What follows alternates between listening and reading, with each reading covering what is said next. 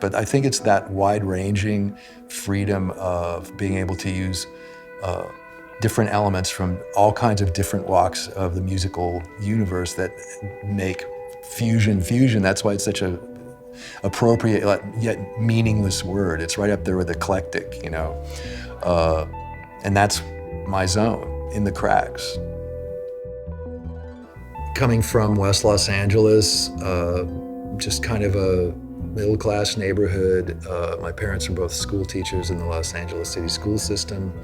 And I'm listening to white people play the blues, and then listening to maybe rhythm and blues, and then listening to psychedelia, and listening to prog rock or whatever. I don't think I had any idea what direction to turn as any kind of tradition.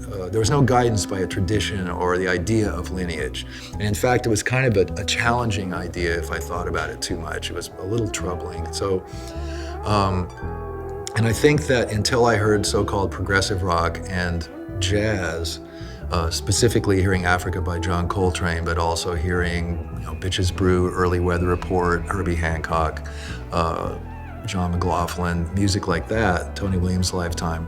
That was when I started to maybe formulate an aesthetic that became kind of the aesthetic that I still manifest, which is to say that jazz rock, so-called, or maybe chamber music, the music of Ralph Towner or some of the ECM artists, whether American or European, began to assist in helping me coalesce musical ideas that I thought had validity, rather than just playing cover songs or maybe glomming onto a tradition like bebop or the blues or bluegrass or something like that, where you basically have kind of a rule book and you have some very set challenges as an instrumentalist to tackle in order to even begin to use that vernacular with any kind of you know, lucidity.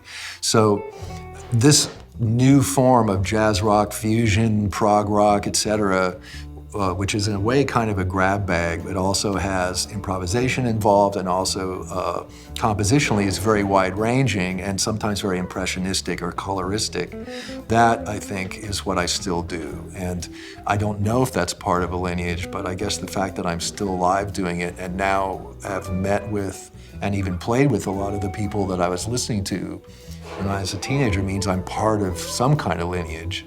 And I think it's, in spite of all my work with rock and roll after the 80s, I got back into playing rock and roll.